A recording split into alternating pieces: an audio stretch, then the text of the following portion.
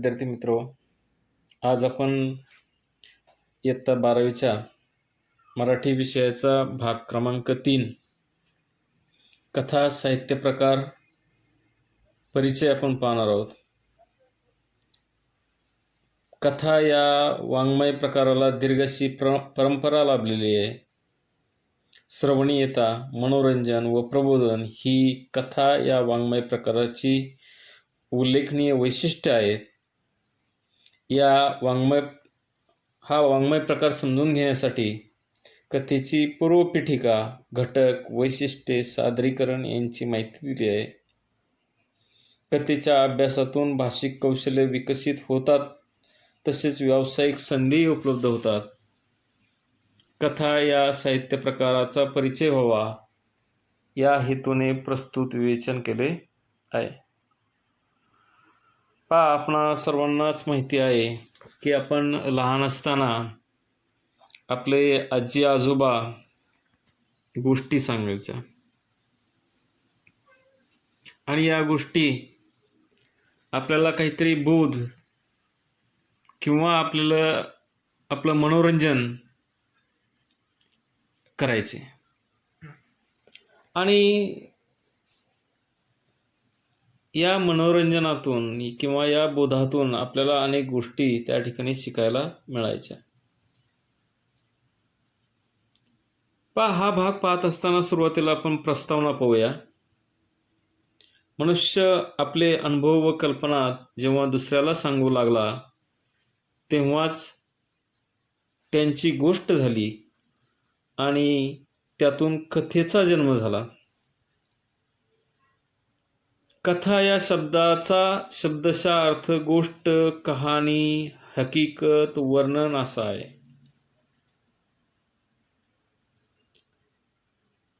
म्हणजे जेव्हा आपण आपले अनुभव किंवा आपल्या कल्पना इतरांना सांगतो, ती सुद्धा एक प्रकारे काय होते? कथाच होते.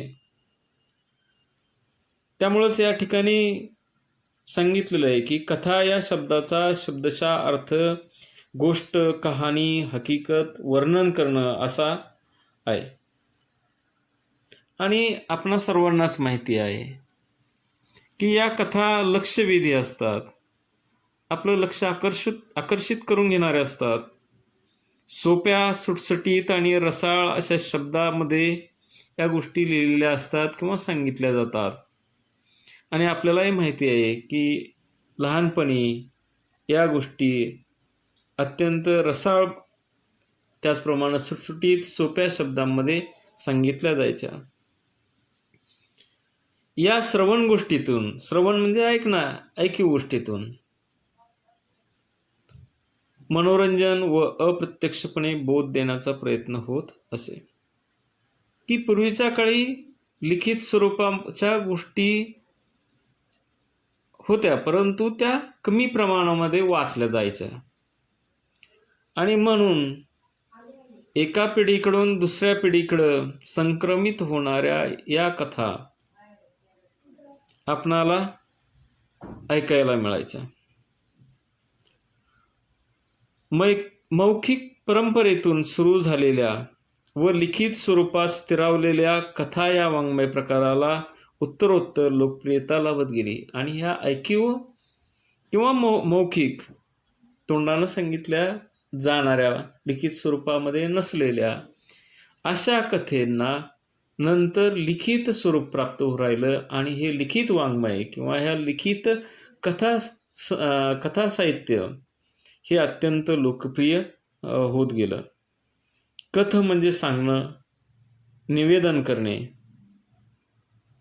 कथ या शब्दाचा अर्थच असा आहे की सांगणं किंवा निवेदन करणं. कथ या मूळ धातूपासून कथा हा शब्द रूढ झाला आहे. भारतात या कथा साहित्य प्रकाराला फार मोठी परंपरा आहे. पुढं आपल्याला विस्तृत स्वरूपामध्ये कथा या शब्दाचा अर्थ किंवा कथा म्हणजे नेमकं काय हे सांगितलेलं आहे. की कथा म्हणजे आपण पाहिलंय की सांगणं किंवा निवेदन करणं. की या कथा अत्यंत श्रवणीय, त्याचप्रमाणे मनोरंजन करणाऱ्या असतात. प्रारंभी एखादी शिकवण देण्यासाठी बोध देण्यासाठी कथालेखन केले गेले. नंतर मनोरंजन करण्यासाठी किंवा एखादा विचार, भावना, चित्ताकर्षक घटना वाचकांपर्यंत पोहोचवण्यासाठी कथा लिहिल्या जाऊ लागल्या. पहा, म्हणजे कथा लिहिण्याच्या पाठीमागचा मुख्य उद्देश काय? आपले विचार, आपल्या भावना किंवा एखादी आपल्या मनाचा वेध घेणारी घटना ही वाचकांपर्यंत किंवा श्रोत्यांपर्यंत पोहोचवणं, यासाठी ह्या कथा प्रामुख्यानं लिहिल्या जाऊ लागल्या. कथेत घटना असतात, कथानक असते, तिच्यात पात्रे असतात. म्हणजे थोडक्यामध्ये या कथेमध्ये कथानक, त्याचप्रमाणे घटना, त्याचप्रमाणे पात्रचित्रण किंवा पात्र त्यामध्ये असतात. स्थळ, काळ, वेळ यांचाही उल्लेख कथेत असतो की कोणत्या काळामध्ये लिहिलेले आहे. ग्रामीण भागातील कथा आहे की शहरी भागातील कथा आहे, कालखंड कोणता आहे, याही बाबी या कथेमध्ये नमूद केलेल्या असतात. कथेच्या विषयानुसार तिच्यात विशिष्ट वातावरणही असते आणि समर्पक अशी निवेदनशैली असते. एक उत्कर्ष बिंदूही कथेत असतो. म्हणजे थोडक्यामध्ये संघर्ष किंवा नाट्यमयता सुद्धा या कथेमध्ये असते की त्या कथेमध्ये ताणतणाव, संघर्ष, गुंतागुंत, आणि यातून काय होते, ती कथा आकार घेऊ लागते, श्रवणी होऊ लागते, किंवा आपलं लक्ष किंवा आपलं मन त्या कथेकडं आकर्षित होतं. अर्थात या सर्व घटकांनी युक्त अशा कथेला समर्पक शेवटही असतो आणि शक्यतो कथेचा शेवट हा बोध दर्शवणारा किंवा बोध देणारा अशा स्वरूपाचा समर्पक असा शेवट सुद्धा या कथेचा असतो. तसेच एक सुयोग्य आणि उत्तम शीर्षकही या कथेला असतं. म्हणजे थोडक्यामध्ये जर आपण पाहिलं तर कथा ह्या विविधांगी असतात, विविध प्रकारच्या असतात. काही कथा ह्या विनोदी कथा, ललित कथा, ग्रामीण कथा, प्रादेशिक कथा, दलित कथा अशा स्वरूपाच्या कथा आपणास पाहावयास मिळतात. आणि या विविध प्रकारांच्या कथेंच्या माध्यमातून आपल्याला त्या लेखकाचं, त्या कथाकाराचं मन, भावना, विचार त्या ठिकाणी आपल्यापर्यंत पोहोचतात. थोडक्यामध्ये सांगायचे तर कथा म्हणजे एका विशिष्ट स्थलकाली पात्रांच्या परस्पर संबंधातून घडलेल्या घटनांचे एखाद्या विशिष्ट हेतूने केलेले उत्कंठावर्धक चित्रण म्हणजे कथा. की उत्कंठावर्धक चित्रण त्या थोडक्यामध्ये या कथेमध्ये असते. उत्सुकता निर्माण करणारे चित्रण या कथेमध्ये असते. त्याचप्रमाणे जे काही व्यक्ती चित्रण त्या कथेमध्ये केलेलं जातं त्यांचा परस्पर संबंधातून घडलेल्या घटनांचं सुद्धा वर्णन या कथेमध्ये केलेलं असतं. अर्थात प्रत्येक कथेत हे सर्व घटक असतीलच आणि त्यांचे प्रमाणही सारखे असेल असे म्हणता येणार नाही.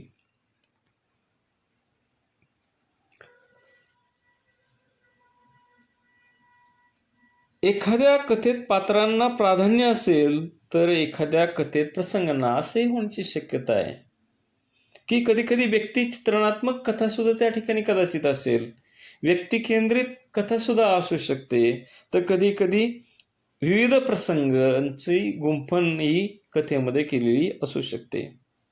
कधी लेखकाचा दृष्टिकोन अधिक महत्त्वाचा असू शकतो तर एखादी कथा वातावरण निर्मितीचा हेतू लक्षात घेऊनही लिहिली जाऊ शकते. म्हणजे कथा लिहिण्यापाठीमागचे विविध विचार किंवा कदाचित विविध ध्येय हे लेखकाचे वेगवेगळे असू शकतात. तीच गोष्ट विचारांची आणि भावनांची असू शकते. थोडक्यात कथा म्हणजे केवळ प्रसंगाचे वर्णन नव्हे, केवळ व्यक्तींचं चित्रण नव्हे, निव्वळ दृष्टिकोन किंवा एकाच विचाराचा परिपोष नव्हे, तर कथा म्हणजे पात्रे, प्रसंग, संघर्ष, गुंतागुंत, वातावरण, विचार, भावना, निवेदन शैली अशा सर्वांचे एक संघटित प्रकटीकरण होय. की थोडक्यामध्ये या कथेचे हे विविध घटक आहेत. कोणकोणते? तर पात्र, संघर्ष त्या कथेमध्ये असेल, गुंतागुंत त्या कथेमध्ये असू शकते, वातावरण, विचार आणि भावनांचं सुद्धा चांगल्या प्रकारची गुंतागुंत, गुंफण त्या ठिकाणी केलेली असू शकते. त्याचप्रमाणे कथेमध्ये निवेदन शैली हाही महत्त्वाचा घटक असू शकतो. या सर्वांचं सुसंघटित असं गुंफण प्रकटीकरण थोडक्यामध्ये असतं. जर आपण एखादा चित्रपटाचं जर उदाहरण घेतलं तर या चित्रपटामध्ये कथा त्या ठिकाणी असतेच आणि कथेमध्ये आपण जर पाहिलं ते सर्व घटकांचा सुद्धा समावेश त्या ठिकाणी असतो. हे या ठिकाणी थोडक्यामध्ये कथा म्हणजे एका विशिष्ट स्थलकाली पात्रांच्या परस्पर संबंधातून घडलेल्या घटनांचे एखाद्या विशिष्ट हेतूने केलेले उत्कंठावर्धक चित्रण म्हणजे कथा असं या ठिकाणी सांगितलेलं आहे. मग या कथेची पूर्वपीठिका आता आपण पाहूया. आता पूर्वपीठिका म्हणजे काय? तर कथेचा इतिहास, पूर्व इतिहास.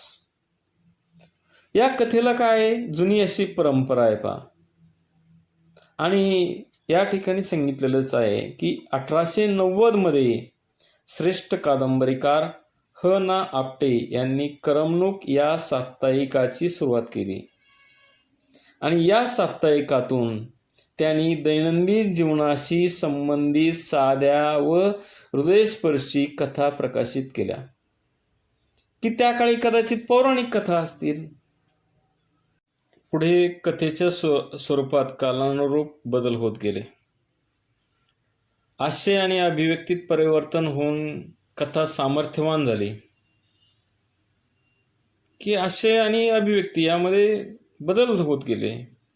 अधिकाधिक विषयांना स्पर्श करत ती बहुआयामी होत गेली की विविध विषयांचा अंतर्भाव या कथेमध्ये होऊ लागला. लेखन तंत्रामध्ये सुद्धा बदल झाले आणि 1960 नंतर ग्रामीण कथा, दलित कथा यांनी कथा वाङ्मयाला समृद्ध केले. नाही, 1960 नंतर तर ग्रामीण कथा मोठ्या प्रमाणामध्ये आल्या. त्यामध्ये जर सांगायचं झालं तर आनंद यादव यांनी लिहिलेला गोतावळा, कैलास दौंड यांनी लिहिलेली कापूस काळ, नाधो महानोर, तसंच सुरेश जाधव, दमा मिराजदार यांनी ग्रामीण कथा त्या ठिकाणी लिहिल्या. ग्रामीण भागातील शेती असेल, प्राणी असेल किंवा ग्रामीण जीवन असेल किंवा शेती, शेतकरी याविषयीचं लिखाण किंवा त्यांची जीवनशैली म्हणा किंवा त्यांचं राहणीमान म्हणा किंवा त्यांचे भावना त्या ठिकाणी विचार यांचं चित्रण या ग्रामीण भागातील किंवा ग्रामीण कथेमध्ये होऊ लागलं. ग्रामीण भागातील थोडक्यामध्ये काही प्रश्न असतील, शेतकऱ्यांचे प्रश्न असतील, हेही त्या ग्रामीण कथेमध्ये येऊ लागले. त्याचप्रमाणे दलित कथा की बाबूराव बागुल असतील, शंकरराव खरात असतील, दया पवार असतील, नामदेव ढसाळ असतील, लक्ष्मण माने असतील यांनी दलित कथा ह्या सुद्धा समृद्ध केल्या. दलितांचे प्रश्न असतील, दलितांचे काही विचारविश्व असेल, या सर्वांचं चित्रण या दलित कथेमध्ये सुद्धा नंतर होऊ लागलं आणि त्यानंतर ह्या कथासुद्धा काय आल्या, अत्यंत लोकप्रिय होत गेलेल्या आपल्याला पाहावयास. पुढे कथेच्या स्वरूपात कालानुरूप बदल होत गेले आणि आशय आणि अभिव्यक्तीत परिवर्तन होऊन कथा सामर्थ्यवान झाली. अधिकाधिक विषयांना स्पर्श करत ती बहुआयामी होत गेली. लेखन तंत्रातही प्रयोग झाले आणि काळानुरूप ही कथा काय आली, कथेचं स्वरूप त्या ठिकाणी बदलत गेलं. आणि त्यानंतर त्या कथा लेखन तंत्रामध्येही प्रयोग झाले, त्या ठिकाणी बदल होत गेले आणि कथा ह्या फक्त बोध न देणाऱ्या राहता विविध विषयांना स्पर्श करणाऱ्या त्या ठिकाणी निर्माण झाल्या. की 1960 नंतरचा जर विचार केला तर ग्रामीण कथा, दलित कथा या सुद्धा समृद्ध झाल्या. की त्यानंतर ग्रामीण कथा, दलित कथा यांनी कथा वाङ्मयाला समृद्ध केलं. की ग्रामीण कथेमध्ये शेतीविषयक, प्राण्यांविषयक किंवा ग्रामीण भागातील लोकजीवनाविषयीच्या कथा त्या ठिकाणी निर्माण झाल्या.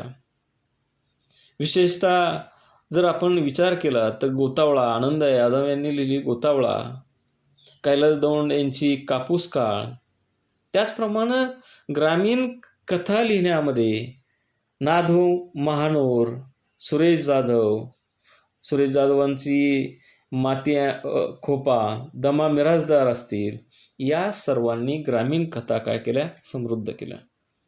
त्याचप्रमाणे दलित कथा बाबूराव बागुल त्यामध्ये असतील, शंकरराव खरात असतील, दया पवार असतील, नामदेव ढसाळ असतील, लक्ष्मण माने असतील, यांनी सुद्धा दलित कथा वाङ्मय त्या ठिकाणी काय केलं? समृद्ध करण्याचं काम केलेलं आहे. त्यानंतर स्त्री शिक्षणाचा प्रसाराचा प्रभावही साहित्यावरती झाला. की या कथांमध्ये